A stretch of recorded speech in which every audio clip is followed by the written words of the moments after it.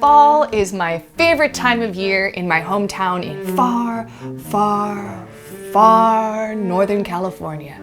The air is crisp, the colors are vibrant, and dead fish line the banks of the river. Don't worry, these salmon died of natural causes. From the moment they leave the ocean, they stop eating. And over the next few weeks, they try to get to their spawning grounds, build their nests, lay and fertilize their eggs before they die. Collecting data on salmon is a community-wide effort in Scott Valley. Teachers send their students out. Farmers volunteer to collect data on their land. I'm getting super excited over fish. California Department of Fish and Wildlife, or the CDFW, sends their crews out. Even entire families get involved, like the Morrises. Whoa, that was cool. That one almost made it out of the river. That was fun. Typically, we wouldn't process these carcasses just because they're so far decomposed, but it's late in the year and we still want biological data. How old were you when you first were coming out? Oh man, I mean pretty little. 10.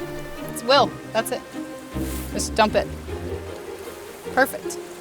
The data they collect paints a picture of how the salmon lived and died, and that picture can help us improve the lives of salmon in the future. So, how is this important data collected? Well, I'm glad you asked. The species here is Chinook salmon, also known as king salmon. What I like to do right away is determine male or female. Not 100% of the time, but 99. You can tell on a male, put their mouth together, it has a little beak point. Which typically mature males will get. It's called a kype. And females degrade their tails like this, though she uses her tail to dig out the rocks and sand to create a nest for her eggs. Next, they measure the fish. That is going to be from the fork of her tail to the tip of her nose. That's a nice one. That's 92. Finally, they collect 3 different samples. In one envelope, I am going to put scales. That's what the scales look like. These will go down to the Yurok ladies that read these scales that are awesome at it. The scale samples help determine age. I apologize to them because I know I make them grumpy because I put black stuff in here with it. In the second envelope, I'm gonna put scales and tissue. And we found that the best tool to take the tissue sample is just a regular old hole punch.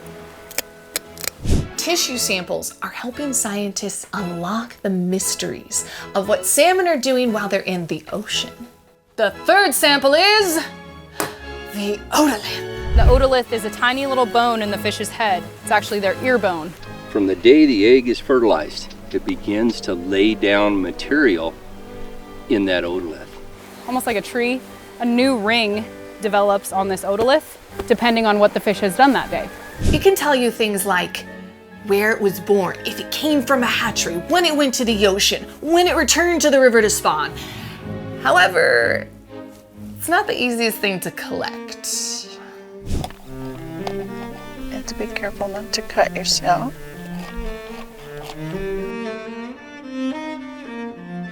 Sometimes I get these on the first try, and sometimes I'm here a while. Come back. Yep, nope, we're gonna be here a while on this one. This is an art, not a science. There's one. Hold on, pause a minute. Don't actually pause, but. You can slurp it up in your mouth and feel coat with your tongue. There's one way to do it. If you're really tough, you can slurp it up in your mouth, but I'm not that tough. That's the whole shebang. Okay, so that's what an otolith looks like. Next comes the part I remember the most from my youth. Chopping the fish in half. When we're done sampling a fish, what we do is we chop it in half using a machete. This is to indicate to surveyors, Dad, we can hear you. You're talking loud. Okay, so we have sampled our fish, got everything we need. We're gonna chop her. Don't smile, keep it up. Can I try it?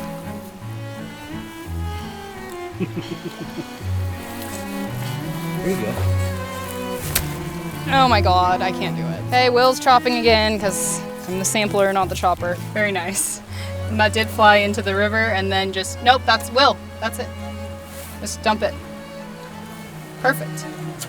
So it's a big deal to get these fish back into the river, and that way they can add nutrients to the system. And I used to do it years and years ago. I held it up and I did the machete, and it was cool because whack, boom, you're done. But I just do it right here. It's, you know, a smaller piece I have to cut through. And that's how you get samples for salmon fish spawning count. Ding. Ooh! Machetes are very tech savvy. They can hack anything. Cut it out!